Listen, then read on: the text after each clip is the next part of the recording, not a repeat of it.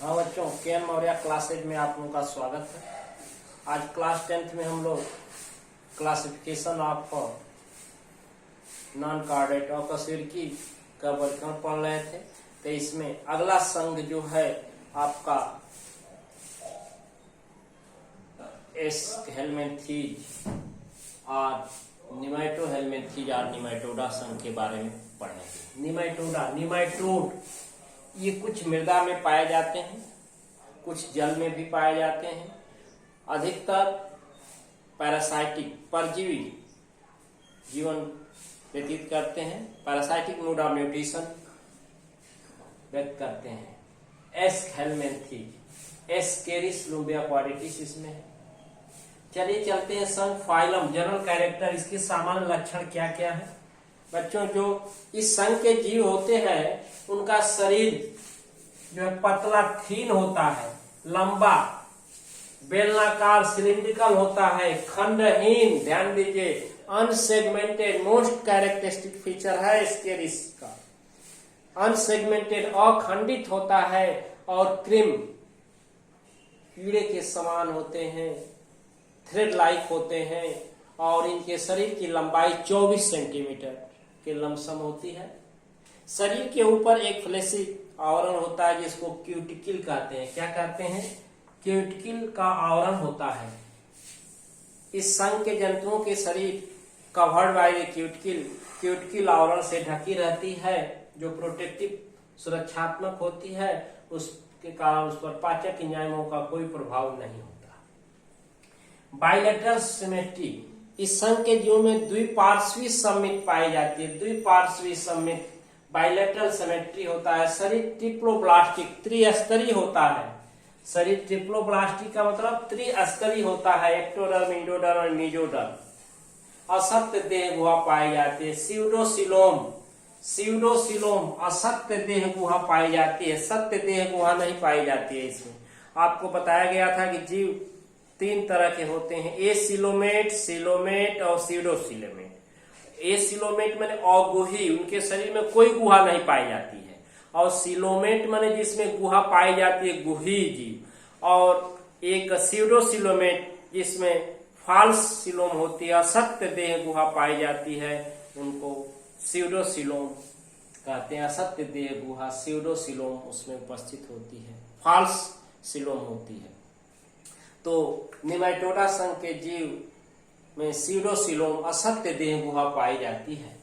इसमें बच्चों digestive system ही एक ऐसा होता है, पाचन तंत्र पूर्ण विकसित होता है, वेल डेवलप्ड डाइजेस्टिव सिस्टम। पाचन तंत्र पूर्ण विकसित होता है, पूर्ण रूप में पाचन की क्रिया संपन्न होती है। लेकिन श्वसन तंत्र, रिस्पायरेटरी सिस्टम, रिस्पायरेशन की क्रिया, और circulatory system, blood circulatory system, रक्त परिसंचरण परिवहन की क्रिया, ये तो digestive system well develop, circulatory system और रिस्पायरेटरी सिस्टम एब्सेंट होते हैं। श्वसन तंत्र और परिवहन तंत्र क्या होते हैं? अनुपस्थित होते हैं, नहीं पाए जाते हैं बच्चों। अब इसके anterior portion of the body, शरीर के अग्र सिरे पर क्या होता है? मुख होता है, और पश्च सिरे पर एनस उदरद्वार। ये मोस्टली अधिकतर क्या होते हैं? पैरासाइटिक परजीवी होते हैं। क्या होते हैं? परजीवी। आपको बताया गया था कि परजीवी वो जीव होते हैं जो किसी अन्य जीव से अपने पोषण के लिए पोषक पदार्थ प्राप्त करते हैं। तो 2 तरह के जीव होते हैं, एक पोषक पदार्थ देता है और एक पोषक पदार्थ लेता है। जो लेता है वो परजीवी पैरासाइट कहलाता है बच्चों, और जिससे लेता है, जो जीव देता है, उसको होस्ट पोषक कहते हैं।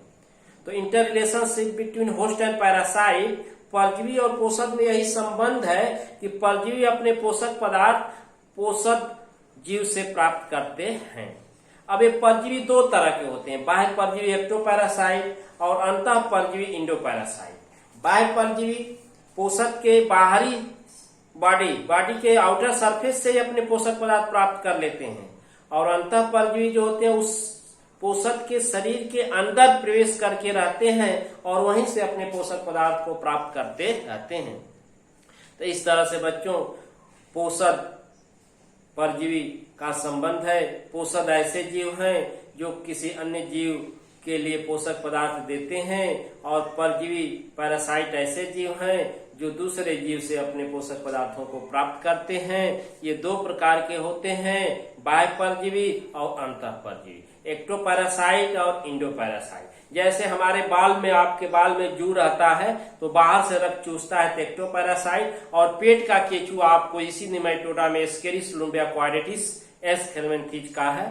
तो एस्केरिस पेट का केचुआ, एक जमीन में केचुआ रहता है, देखिए उनकी बॉडी सिलिंड्रिकल होती है लेकिन सेगमेंटेड, खंडित होती है, और ये फिस्ट्यूलर देख रहे हैं, और इसकी बॉडी खंडहीन है, अनसेगमेंटेड है। क्या है? अनसेगमेंटेड।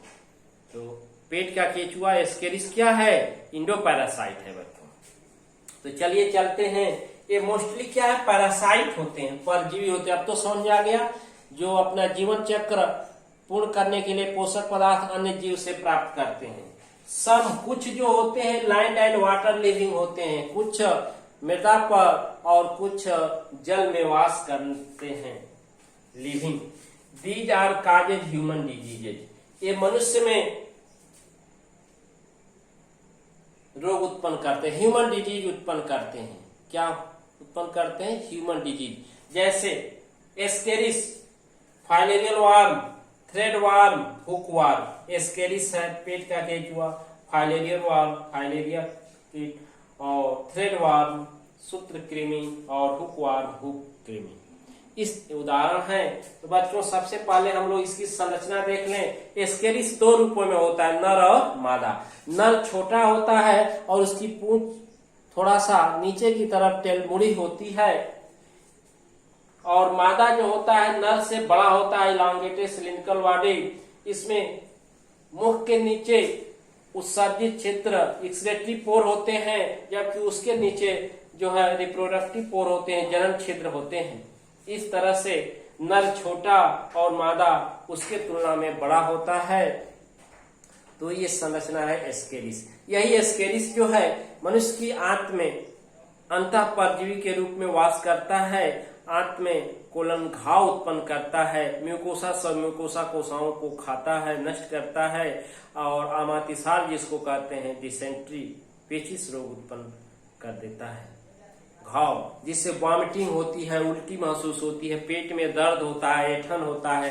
कभी कभी तो ये जो होते हैं सिर में भी धीरे धीरे इसके लार्वा प्रवेश कर जाते हैं। इनका प्रवेश जो है कंटिन्यूएशन ऑफ फूड वाटर, जैसे हम शौच के बाद हाथ को अच्छी तरह से नहीं धोते हैं, उत्सर्जित पदार्थ में जो लार्वा होते हैं इसके हमारे हाथ में लगे रहते हैं। सब्जियों को अच्छी तरह से नहीं धुलते हैं, उस पर इनके लार्वा पाए जाते हैं, और पुनः हम उसको भोजन के रूप में जब ग्रहण करते हैं तो लार्वा हमारे शरीर में प्रवेश करके एस्केरियासिस रोग उत्पन्न करता है। एस्केरिस के द्वारा मनुष्य में कौन सा रोग? एस्केरियासिस रोग उत्पन्न होता है। भूख का न लगना, ठीक है, और वॉमिटिंग, उल्टी का बने रहना, मुख में पानी आना, पेट में दर्द बने रहना, और पेट कड़ा रहता है, ठीक है ना। इनका एक जाल सा आंत में बन जाता है। बहुत से एस्केरिस एक साथ लिपट करके अधिक संख्या में पेट में जो है एस्केरियासिस रोग उत्पन्न करते हैं।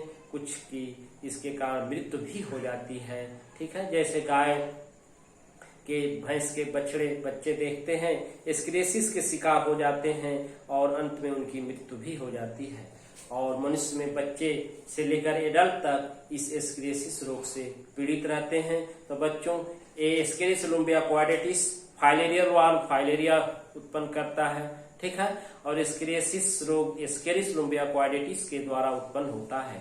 और एस्केरिस और निमेटोहेलमिंथेज या एस हेलमिंथेज के जीव जो हैं इंडोपैरासाइट होते हैं। अधिकतर परजीवी पैरासाइटिक मोड ऑफ न्यूट्रिशन परजीवी पोषण रीत संपन्न करते हैं।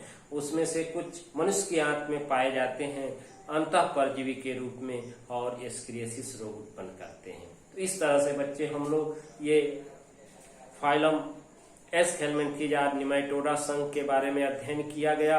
यह एक निमेटोड के कारण इसका नाम निमेटोडा रखा गया है। तो वीडियो को पूर्ण रूप से देखें, अच्छी तरह से देखें, समझें। नए बच्चे प्लेलिस्ट में जाकर पीछे की वीडियो को प्राप्त करके देखकर नोट्स तैयार करें, और चैनल को सब्सक्राइब कर लेंगे तो उससे लाभ ये है कि आपको प्रतिदिन का वीडियो मिलता रहेगा और लिंक के द्वारा यूट्यूब पर आपको पूरी वीडियो प्राप्त हो जाएगी। Thank you.